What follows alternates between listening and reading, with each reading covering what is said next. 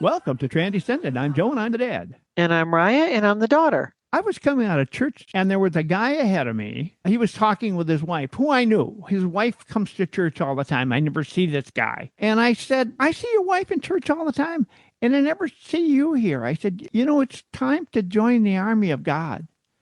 He says, I have joined the army of God. And I said, I never see you in the service. He said, I'm in the Secret Service.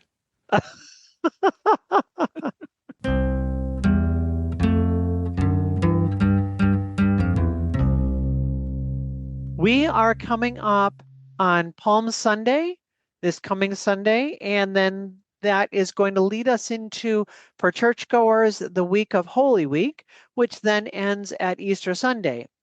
And we thought this would be a good time to talk about a couple of different topics that are really important with faith. So for right now, this week, we're going to be talking about the resurrection, which is very important. It is the central story in the Christian tradition.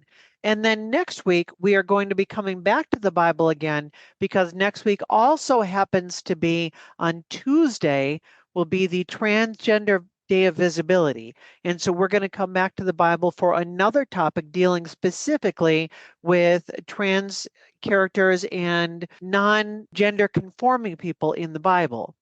But for this week, we figured we would talk about Easter. And surprisingly, there's a lot in Easter and the Easter story that resonates with LGBTQ plus people. And I think you will get a lot out of this. Now, whether you experience the resurrection as literal history or as sacred metaphor, or just simply a story that has shaped Western culture for 2,000 years, the arc that it describes is a very deeply human one, and that what looks like an ending can become a beginning.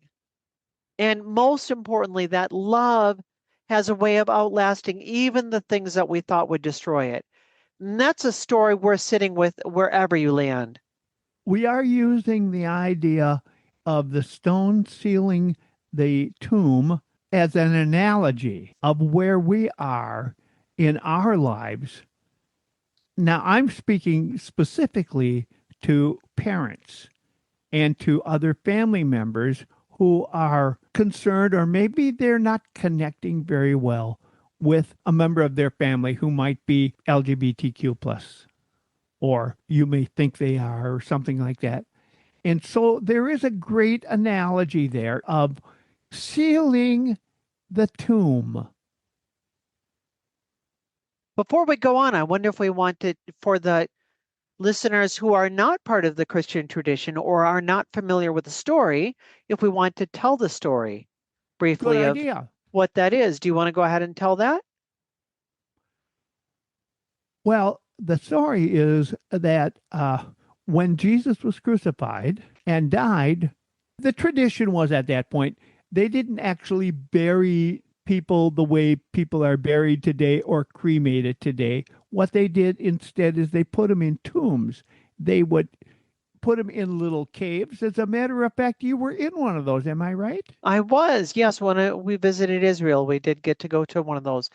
And typically you would expect that then after the stone was rolled in front, then the body, all of the flesh would rot away and you would be left with the bones. And then eventually those bones would be put inside of a box that they would call an ossuary. And then that would be saved. And the idea was that you would save it for the day of the resurrection. And then those bones would be reanimated. You always think of that song, them bones, them dry bones, right? And that Yeah, song is that's about, from a different part of the Bible. It's from the Old it Testament. is, but the two are related. And that's where they drew from that prophecy from Ezekiel that the bones would come together, be reunited together, and would end up one day being resurrected. And that was the tradition at that time.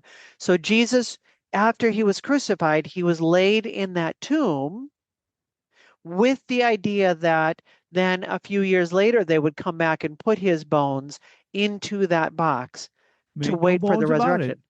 resurrection. That's right. But of course, in the story, that's not what happened. They put him in there on Friday, and then they have this great big stone, like a wheel, but bigger. And they would roll that. It took a bunch of people to do it. and they would roll that stone in front of the tomb so that it would seal it, and a person on the inside wouldn't be able to get out, and nobody would be able to get in because you'd need other people to help you move that. So there it was. And some of the people, a couple of the women, decided on Sunday they were going to go there and visit the tomb, I assume. They were going to mourn. But when they got there, they were shocked to discover that the stone had been rolled away from the tomb and the tomb was empty. There was no body in there. So that's basically what we're talking about. We're talking about the big stone, and the big stone had been rolled away. And of course, then the stone we can look at as a metaphor. We can oftentimes feel like here we are at this place, like our lives have fallen apart, and our family relationships that were once so close and so strong. And then somebody comes out and we think, I don't know what to do anymore. How do I keep this together? And it feels like there's a giant stone in our own relationship.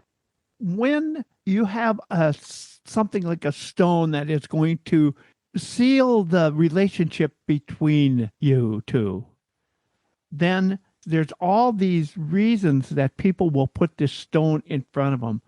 Some of the common things would be fear of losing their faith tradition. Our faith tradition says that LGBTQ people cannot be acceptable, or they would have a fear of social judgment. By that, I mean, boy, if I tell any of my friends, what are they going to say? What are they going to do? They're going to keep me away. And it is really something that is a big challenge for a lot of people.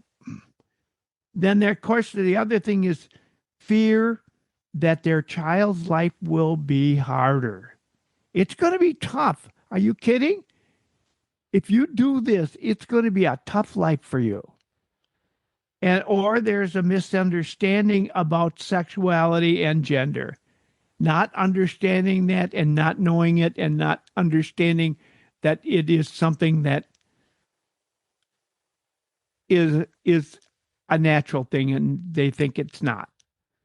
So those are some of the things in my particular life. Raya, when you came out, I guess the first thing I would say is the fear of social judgment bothered me. I wasn't bothered by the fear of losing my faith tradition because I already believed that LGBTQ plus was an acceptable way of life and acceptable to God. But that was definitely a fear of, I didn't want to tell anybody. I didn't want to say anything to anyone. And it took me probably a couple of months. And I remember the first person I told, we did another podcast about that.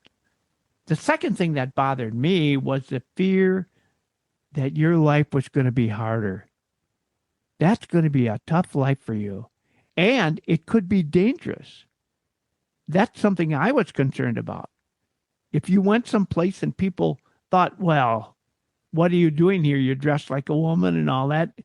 I was concerned that you could be beat up or even killed. I mean, that certainly is a concern. You definitely looked and you thought, you assumed that there would be the worst and because you were trying to protect me. Before we did this podcast, I also asked Mom, what did she think? What was her experience? What stones did she have? Well, for her, she said she was real concerned that we were such a small town. This is going to be tough for you. And those of you who are regular listeners know we just did one about a small town and about small towns that do different things. In fact, we've got a few that talk about that. And then there's also her concern about the fact that you had 7 children. How are these children going to react? Are you going to be separated from the kids? Are the kids going to put a stone out there in front of you? She had a big concern about that. And of course, she had a big concern about your marriage, your wife at the time. Would she be accepting about this or what was going to happen? Those were our first thoughts. And that was the big stones that we had. Could we roll that stone away? Not right away, probably not within the first couple of months. When you read the story as it's presented in the Gospels, especially in the Gospel of Mark as presented in the Bible, you see that the disciples are very confused after the crucifixion. Here they were looking for Jesus to be the Messiah, and their view of Messiah was going to be someone that stood in the place of King David and came in and rescued the Jewish people and the people of Israel and restored the monarchy and made everything perfect again the way that it was supposed to be. It was going to be a return to the glory days. It was going to be make Israel great again, was the idea. And then all of a sudden, Jesus was crucified. And they thought, we don't know what to do. And you see this all throughout the story is people wondering, what do we do right now? And as the women came to the tomb, they came and they were expecting to see this stone there that would be blocking their access to the one that they thought was Messiah. But that's not what happened in the story. Maybe at this point, as a parent, you're thinking that you've got to stop this from happening because you're protecting something sacred. By sacred, I mean maybe it's your faith or maybe it's your family. It's your family and your family is being torn apart. You can't allow that. You have to put that stone there that says, no, you're my son. You can't get on the other side of that stone. Or maybe it's tradition. It is, this is the way it is for everybody. People don't accept that kind of thing. That kind of thing can sometimes be something that you think you're doing what you're is protection, but instead of that stone being a protection, you're sealing the tomb. You are putting that stone between you and your child. And that is a big difference. And it's really difficult to get around that if only one person keeps that stone there.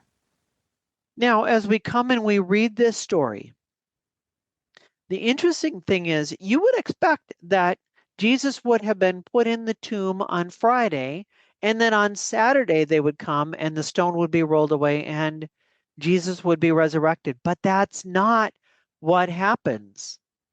It is not until the third day that you actually experience the resurrection. So that means that we have an entire day of silence, that silent Saturday. Right. They call that in the Christian tradition, in liturgical traditions, they call that Holy Saturday. And that's the day between Good Friday and Easter Sunday. And it's a day of quiet. It's a day of uncertainty, a day of waiting. And many families live there for years. I want to talk about this because for me, in my own journey, I felt like I was in Silent Saturday for a very long time because for me, I had a heart for LGBTQ plus people long before I ever recognized my own identity as a transgender person. I remember reading through the scriptures and thinking, yeah, but I don't know what to do with Romans chapter 1. And I don't know what to do with 1 Corinthians chapter 6. And I don't know what to do with all of these. And I knew those, and I could go right to the verses and go right to the places. And I would say, I want to be accepting, I want to be affirming, but I don't know how to with my faith. And I felt like I sat in this place of, I just don't know. And ultimately, that's what I had to do is I had to say, I don't know what to do with these verses, but I know what's right. And I know that it's not right to reject people. I know that that's not the way that Jesus taught. I know that that's not the heart of God. I know that that is not who I'm supposed to be as a person. but I don't know what I do believe then. I don't know how to make this all work. And I had to sit in Silent Saturday for me for many years, I would say. Oh, yeah. And I will tell you that that Holy Saturday, that quiet waiting period, is something that many families experience on both sides. Like you mentioned, stop talking about the subject. You just kept it inside. When you did come out, they maybe didn't want to share and talk about it in the beginning. And it's when you keep your life hidden, it's really, really tough. You're on one side of the stone and they're on the other. And they might not even know that you're on that side of the stone, but you know there's something that isn't connecting you. What happens? They're not the kind of relationships that families normally have. They're polite, but they're distant. That's tough. Many people will do exactly that.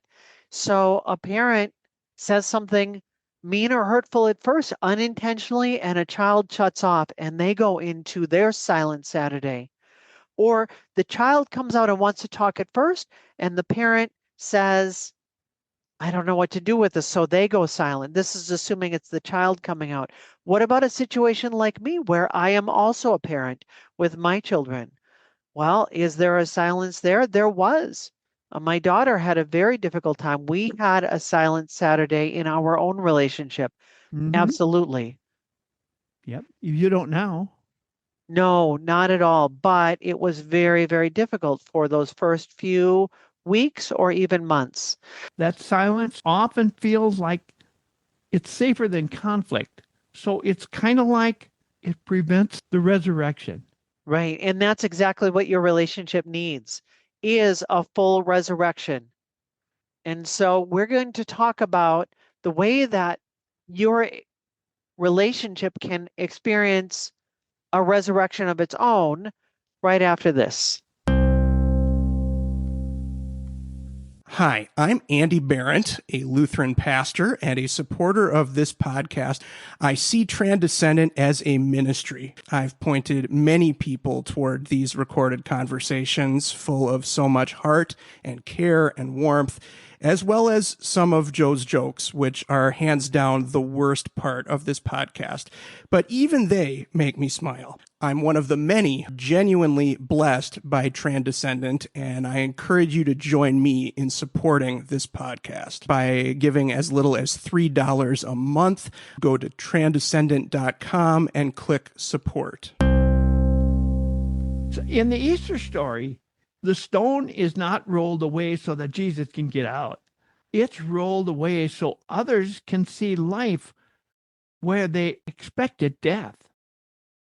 So for parents of LGBTQ children, the stone rolling moments might include listening instead of correcting, or meeting your child's partner if that's the situation there, or allowing your child to be their authentic self, or reading new perspectives on faith and sexuality. I have a close friend whose child came back and said, I am in a new relationship. And the parent said, Oh, that's exciting. Who is it with? And she said, It's with this person and with this person.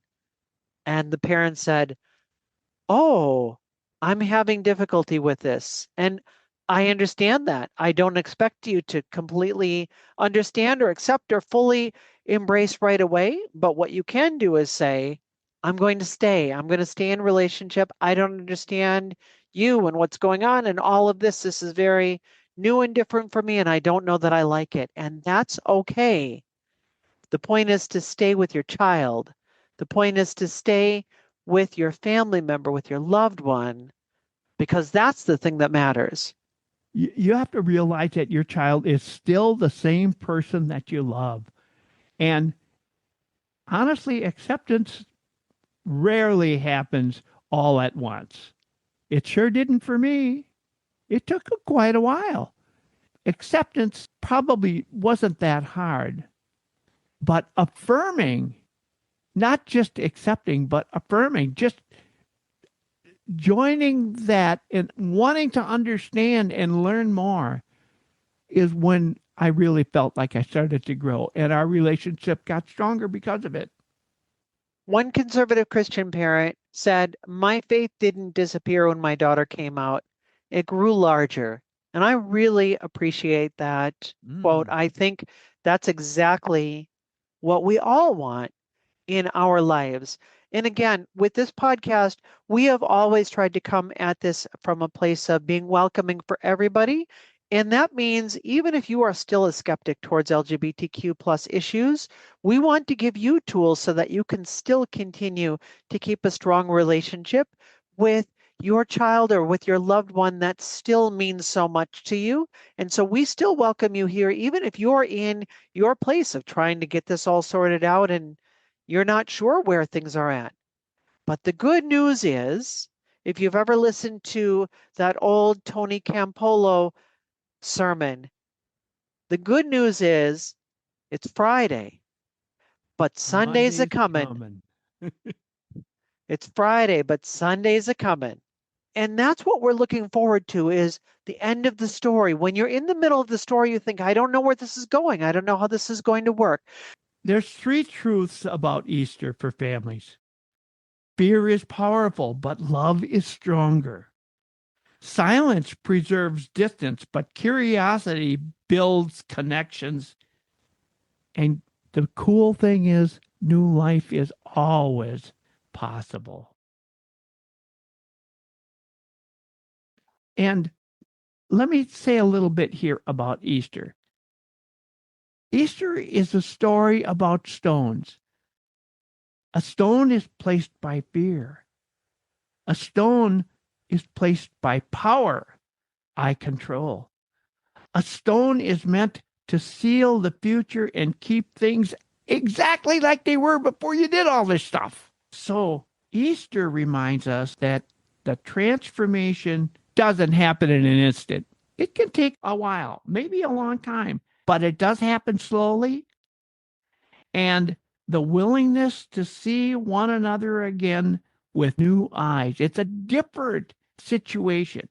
If you're a parent listening today, maybe your Easter invitation is simple. Roll a stone away just a little bit. Just roll a little bit away. Maybe ask one more question.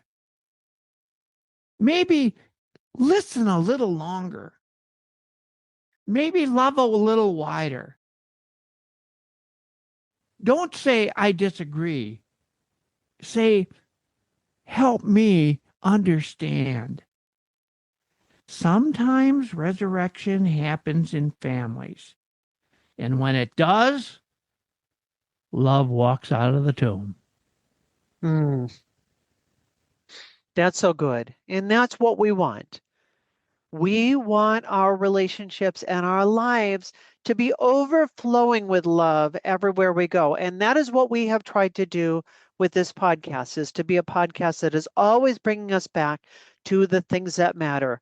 And we are here every single Monday morning with a new message of positivity as a way to help you keep your relationships strong and remember to put love at the center. And if this podcast has helped you at all, we would ask you to share this with somebody. If you know somebody that might benefit, just go in, copy the link and say, I think you might appreciate this.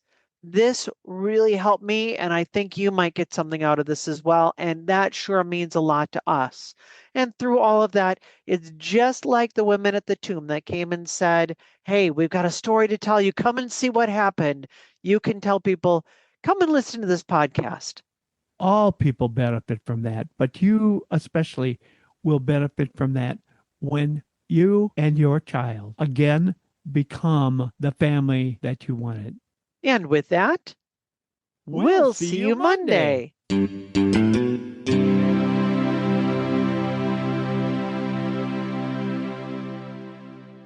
Do you know the one about the pastor who decided he was going to skip church one Sunday? He called in and they brought somebody else in to do the guest preaching and they had to scramble. And so he went out golfing. Of course, Jesus and St. Peter are looking down from heaven.